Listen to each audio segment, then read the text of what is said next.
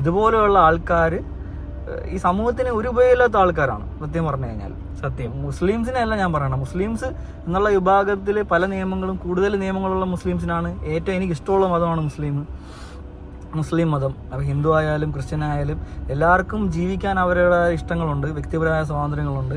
കുടുംബമാണെങ്കിലും കൂട്ടുകുടുംബം ആയാലും ഒരിക്കലും നമ്മുടെ സൊസൈറ്റിയിലും ഇപ്പോൾ മതം എന്ന് പറയുന്ന സംഭവം നമ്മൾ ഒറ്റയടിക്ക് തുടച്ചു മാറ്റാൻ പറ്റുന്ന സംഭവമല്ല. മതം ഓരോരുത്തരുടെ അഭിപ്രായമായിരിക്കണം.